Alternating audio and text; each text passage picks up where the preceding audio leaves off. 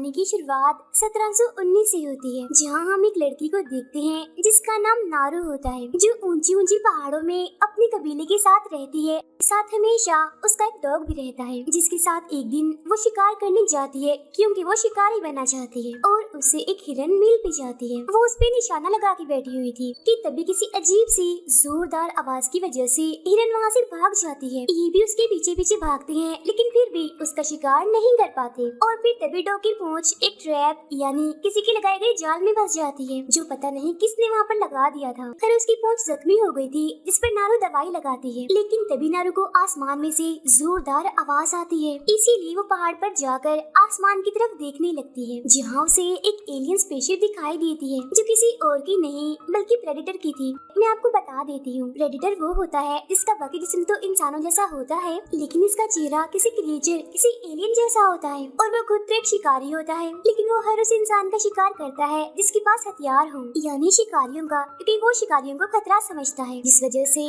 वो उनके सख्त खिलाफ है, और रहता भी वो किसी दूसरे प्लेनेट पर है। खैर अब नारू भागते हुए अपने भाई के पास जाती है, जो काफी अच्छा शिकारी था। वो उसे भी बता देती है कि आज मैंने आसमान में एक काफी बड़ा परिंदा देखा। दरअसल वो यहाँ प्रेडेटर के स्पेसशिप की बात कर रही थी, क्योंकि इस वक्त में लोग स्पेसशिप के बारे में नहीं जानते थे, तो वो उसे बड़ा परिंदा ही समझ बैठी। वो कहती है कि शायद ये मेरे लिए एक मौका है कि अब मैं कोई बड़ा शिकार करूं। जिस पर उसका भाई कहता है कि पहले तुम्हें इससे भी बड़ा शिकार करना होगा, और वो भी उसका जो तुम्हारा दुश्मन हो, तुम्हारा शिकार करना चाहता हो। नारू घर जाती है, जहाँ हम उसकी मॉम को देखते हैं, जो मेडिकल को काफी अच्छे से जानती है, यानी वो जड़ी बूटियों से दवाई बनाना जानती थी, लेकिन उन्हें अपनी बेटी नारू का शिकार करना बिल्कुल भी पसंद नहीं था। इसीलिए वो उसे कहती है कि तुम शिकार करना छोड़ दो बेटा, क्योंकि शिकार के अलावा तुम बाकी चीजों में भी काफी अच्छी हो, इसीलिए मेहरबानी करो ये शिकार करना बंद कर दो। ये कहने के बाद वो नारू को एक फूल वाली जड़ी बूटी लाने के लिए भेज देती है। वही स्पेसशिप में दिखाई जाती है, जिसमें से प्रेडेटर इनविजिबल होकर इन्हें गायब हालत में निकलता है। अब नारू जब जड़ी बूटी लेकर कबीले में वापस आती है, तो वो देखती है कि उसके भाई के शिकारी साथी इधर उधर भाग रहे हैं, क्योंकि एक शेर उनकी एक साथी को उठाकर ले गया है, जिस वजह से वहाँ पर हलचल मची हुई है। नारू का भाई अपने साथियों को लेकर शेर को ढूंढने के लिए जंगल में जाता है, लेकिन वहाँ पर नारू भी आ जाती है और उनके साथ जाने का कहती है, लेकिन वो लोग उसे अपने साथ ले जाने के लिए मना कर देते हैं। लेकिन नारू का भाई अपने साथियों को कहता है कि अगर हमें हमारा साथी जिंदा मिला तो जाहिर है वो जख्मी होगा, जिसके इलाज के लिए हमें नारू की जरूरत पड़ सकती है, क्योंकि वो मेडिकल को काफी अच्छे से जानती है, जड़ी बूटियों के बारे में भी उसे काफी कुछ पता है। ये सुनकर सब उसे अपने साथ ले जाने के लिए मान जाते हैं। फिर हम देखते हैं एक चींटी को खा गया चूहा, चूहे को खा जाता है सांप, और सांप को प्रेडेटर पकड़कर चीर देता है, यानी मार देता है। वो यहाँ इनविजिबल इन्हीं गायब हालत में ही होता है। उधर जंगल में इन लोगों को अपना साथी जख्मी हालत में मिल जाता है। जब नारू उसका इलाज करती है, उसके जख्मों पर दवाई लगाती है, साथ ही वो उसे वही फूल वाली जड़ी बूटी की दवाई बनाकर भी पिलाती है, जिससे उस जख्मी लड़के का जिस्म ठंडा होने लगता है, क्योंकि अगर उसका जिस्म गर्म रहा तो उसका खून बहता रहेगा, जिस वजह से उसकी मौत भी हो सकती है। अब रात होने की वजह से वो अपने जख्मी साथी को कबीले में ले जाने के लिए निकलते हैं, लेकिन नारू का भाई कहता है कि अभी मैं तुम्हारे साथ नहीं जा रहा, मैं शेर को ढूंढकर उसे मार दूंगा। जिस पर वो अपने भाई से कहती है कि मैं भी तुम्हारे साथ जाऊंगी, क्योंकि मामला जितना आम दिख रहा है उतना नहीं है, बल्कि बात कुछ और ही है। लेकिन वो उसे मना कर देता है और अकेला ही चला जाता है। और अब जब नारू बाकी लोगों के साथ वापस जा रही होती है, तो तभी उसे रास्ते में उसे सांप की छिली हुई लाश मिलती है, जिसे प्रेडेटर ने मारा था। साथ ही उसे वहाँ पैरों के निशान भी दिखते हैं, जो काफी बड़े थे, और तो और पेड़ों पर काफी ऊपर तक खून भी लगा हुआ था, जो देखकर नारू का शक और बढ़ जाता है। उसे ये भी लगने लगता है कि यहाँ जरूर कोई बड़ा जानवर या क्रिएचर है, इसीलिए वो अपने भाई को खतरे के बारे में बताने के लिए चली जाती है। लेकिन तभी रास्ते में उसे अपना एक साथी और अपना भाई भी मिल जाता है। वो उसे उन बड़े बड़े पैरों के बारे में बताती है, जो सुन उसका भाई कहता है कि हम शेर की गुफा के पास हैं, हमें अपने शिकार पर ध्यान देना होगा, वरना जरा सी लापरवाही हमारी जान ले सकती है। अब नारू का भाई तो गुफा के पास चला जाता है, जबकि नारू और उसका साथी पीछे ही रुक जाते हैं। लेकिन तभी यहाँ अचानक से शेर आकर उसके साथी पर हमला कर देता है और उसे जान से मार डालता है। अब उसका अगला शिकार नारू थी, लेकिन वो उल्टा शेर की आवाज सुनकर उस पर हमला करके उसे जख्मी कर देती है। लेकिन तभी उसे जंगल में एक रोशनी दिखाई देती है, जिस वजह से उसका ध्यान भटक जाता है। पैर फिसलने की वजह से वो पेड़ से नीचे गिरकर बेहोश हो जाती है, लेकिन गिरते गिरते उसने शेर पर वार भी कर दिया था। फिर जब नारू को होश आती है, तो वो खुद को अपने घर में पाती है, जिसे कोई और नहीं उसका भाई लेकर आया था। और तभी उसका भाई शेर का शिकार करके अपने कबीले में वापिस आ जाता है। अब उसकी इस बहादुरी की वजह से उसे कबीले का नया चीफ बना दिया जाता है। सब लोग खुश थे कि खतरा टल गया, लेकिन सिर्फ नारू खुश नहीं थी क्योंकि वो जानती थी कि खतरा अभी नहीं टला। इसीलिए वो अपने भाई से कहती है कि मुझे जंगल में सांप भी दिखाई दिया था जिसे किसी ने चीर कर 2 हिस्सों में काट दिया था, और मैंने जंगल में अजीब सी रोशनी भी देखी थी। मुझे कुछ ठीक नहीं लग रहा। मेरा ख्याल है वहाँ जंगल में कोई खतरनाक शिकारी है जिसे हम अभी तक अनजान हैं, इसीलिए हमें वापस जाना चाहिए। लेकिन उसका भाई उसकी बातों पर ध्यान नहीं देता और वहाँ से चला जाता है। लेकिन अगली सुबह नारू अकेले ही अपने डॉग को लेकर जंगल में चली जाती है, जहाँ थोड़ी दूर जाने पर उसे पेड़ पर प्रेडेटर का हरे रंग का खून दिखता है। हम उसी प्रेडेटर को देखते हैं जो अभी तक गायब हालत में ही था, और देखते ही देखते वो एक भेड़िए का शिकार कर लेता है और उसे उठाकर काफी दूर फेंकता है। नारू को भूख लगी थी, इसलिए वो एक खरगोश का शिकार करके उसे पकाकर खा लेती है। प्रेडेटर भेड़िए के सर पर तेजाब गिराता है जिससे उसकी खाल निकल जाती है, और वो भेड़िए के सर की हड्डी को अपने पास किसी इनाम के तौर पर रख लेता है। नारू को आगे बढ़ने पर एक जगह जंगली भैंसों की लाशें मिलती हैं, जिन्हें मारकर उनके ऊपर की स्किन यानी जिल्द को निकाल दिया गया था। पास ही में उसे एक सिगरेट भी मिलती है, जिसका मतलब साफ था कि इन्हें जरूर इंसानों ने मारा है। आगे बढ़ती है, लेकिन वो एक दलदल में गिर जाती है, लेकिन फिर वो जल्दी से अपनी कुल्हाड़ी को एक पेड़ पर फेंकती है और उसे पेड़ पर अटकाकर जैसे तैसे दलदल से बाहर निकल ही आती है। फिर वो अपने डॉग के साथ एक नदी के पास पहुंचती है, जहाँ उसे एक भालू दिखता है जो किसी जानवर को खा रहा था। लेकिन इससे पहले कि वो उस भालू का शिकार करती,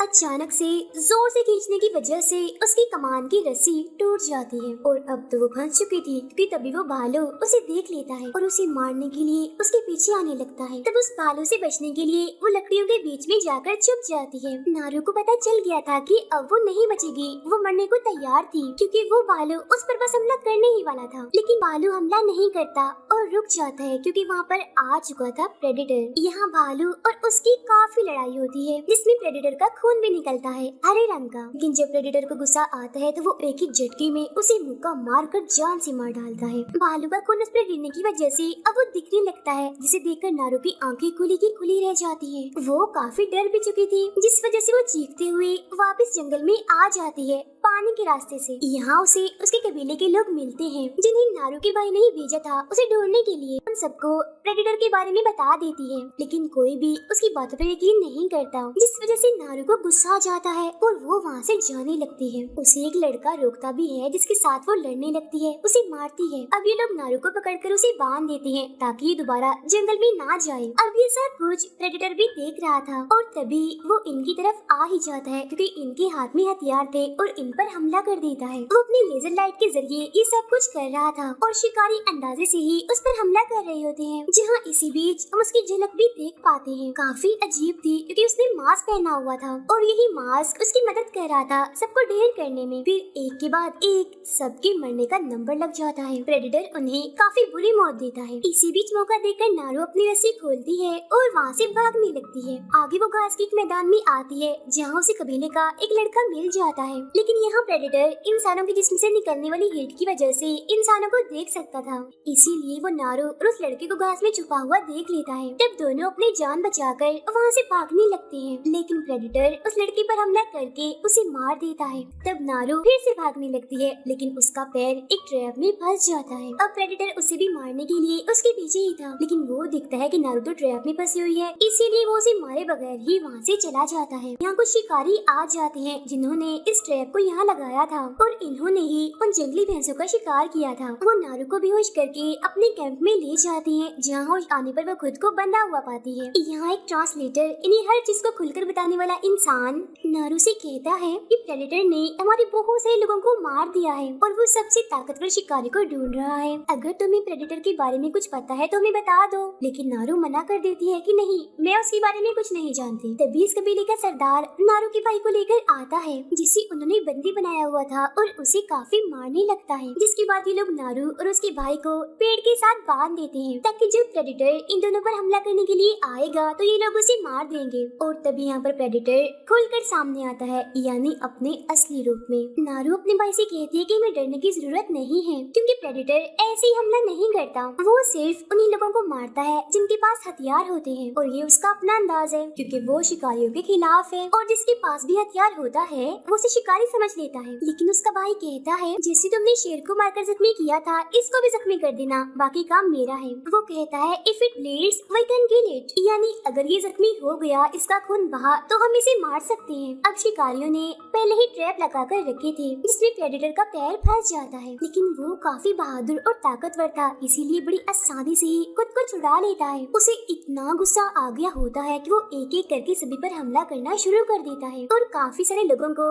वो दर्दनाक मौत भी दे देता है। अब नारू एक ट्रैप की ब्लेड से अपने और अपने भाई की रस्सियों को काट देती है। वो दोनों आजाद हो जाते हैं। अब उसका भाई अपने घोड़े को लाने चला जाता है ताकि वो लोग यहाँ से निकल सके। नारू खुद कैंप जाती है अपने डॉग को लाने के लिए। अब प्रेडेटर अपने हाथ में लगी डिवाइस को ऑन करके जमीन पर फेंककर वहाँ से चला जाता है। जैसे वो शिकारी उस डिवाइस के पास जाते हैं तो वो एकदम से ही खुल जाती है, जिसके अंदर से 3 उड़ने वाली बम बाहर निकलकर फट जाते हैं। बचे हुए सभी लोगों की मौत हो जाती है। नारू कैंप में आती है जहाँ उसे कुछ शिकारी मिलते हैं जिन पर हमला कर वो उन्हें मार देती है। फिर वो अपने डॉग के पास जाकर उसे अपने भाई के पास जाने का कहती है। तभी यहाँ ट्रांसलेटर आ जाता है जो जिंदा बच गया था, लेकिन प्रेडेटर ने उसके पैर को काट दिया होता है। वो नारू से कहता है कि मैं तुम्हें अपनी बंदूक दे दूंगा, लेकिन अगर तुम मेरा इलाज करोगी तो। अब नारू उसका इलाज करने लगती है और उसे भी वही फूल वाली जड़ी बूटी देती है, जिसे खाकर ट्रांसलेटर का जिस्म ठंडा होने लगता है। लेकिन तभी यहाँ प्रेडेटर आ जाता है और ट्रांसलेटर का जिस्म ठंडा हो गया था, जिसकी वजह से वो उसे नहीं देख पाता। लेकिन तभी यहाँ से जाते हुए प्रेडेटर उस ट्रांसलेटर की टांग पर अपना पैर रख देता है और वो दर्द की वजह से चीखने लगता है। प्रेडेटर को पता चल चुका था कि वो जिंदा है, इसीलिए अब की बार वो उसे नहीं छोड़ता और जान से मार डालता है। तभी यहाँ नारू का भाई आकर प्रेडेटर के सर पर हमला कर देता है, जिससे उसका मास्क नीचे गिर जाता है, जिसमें से लेजर लाइट निकलकर पेड़ पर गिरती है। फिर वो अपने हथियारों से नारू के भाई पर हमला करता है, लेकिन उसके सारे तीर उसी पेड़ पर जाकर लगते हैं जिस पर लेजर की लाइट पड़ रही थी। ये देखकर नारू फौरन समझ जाती है कि प्रेडेटर का हथियार कैसे काम करता है। नारू ट्रांसलेटर की बंदूक चलाने की कोशिश करती है, लेकिन वो खराब होती है और तभी देखते ही देखते प्रेडेटर गायब हो जाता है और नारू के भाई को मार देता है बड़ी बेरहमी से। नारू वहाँ से बचकर भाग जाती है। उधर एक लड़की आकर नारू की मॉम को बताती है कि आपके बेटे की मौत हो गई है। नारू एक नदी के पास जाती है जहाँ उसे एक शिकारी मिलता है जो बच गया था। वो उसे बेहोश करके उसके पैर को काट देती है और उसके पास ट्रांसलेटर की वही खराब बंदूक रख देती है। फिर वो भी फूल वाली उसी जड़ी बूटी को खाती है, जिससे उसका जिस्म भी ठंडा होने लगता है। और जब प्रेडेटर वहाँ पर आता है तो वो नारू को नहीं देख पाता। जब वो शिकारी को होश आती है तो वो अपने पास रखी हुई बंदूक को उठा लेता है, लेकिन तभी प्रेडेटर उसे देख लेता है और उस पर जोरदार हमला कर मार देता है, क्योंकि इस शिकारी के हाथ में उसने बंदूक जो देख ली थी। लेकिन तभी नारू पीछे से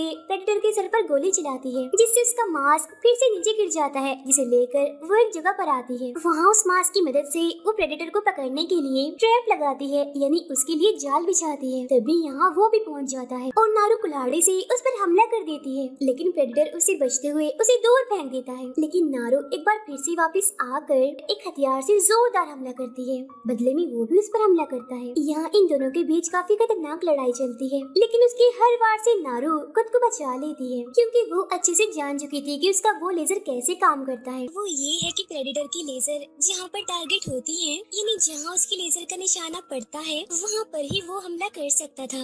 एक किस्म की ये लाइट ही उसकी आंखें थी, जिसकी मदद से वो अपने सामने वाले का शिकार करता है। तभी नारू चालाकी से प्रेडेटर को उसी जगह पर ले आती है जहाँ उसकी मास्क की मदद से उसने ट्रैप बनाया है। और अब जैसे वो अपने हथियार से तीर चलाता है, उस मास्क की मदद से वो तीर सीधा जाके प्रेडेटर को ही लगता है। उसकी मौत इस वजह से हुई क्योंकि उसकी अपनी लेजर लाइट उस पर खुद पर ही पड़ गई, क्योंकि वो उसके बिल्कुल सामने खड़ा हुआ था। तो अब यहाँ उसका खेल खत्म, यानी प्रेडेटर की मौत हो जाती है। खैर नारू प्रेडेटर के सर को लेकर वापस कबीले में आती है, जहाँ वो अपने डैड को उसका सर और ट्रांसलेटर की गन देती है। नारू की इस बहादुरी की वजह से उसे नया चीफ बना दिया जाता है। फिर हमें एक पेंटिंग दिखाई जाती है जिसमें हम 3 प्रेडेटर्स को आता हुआ देखते हैं और इसी सीन के साथ ये फिल्म यहीं पर खत्म हो जाती है।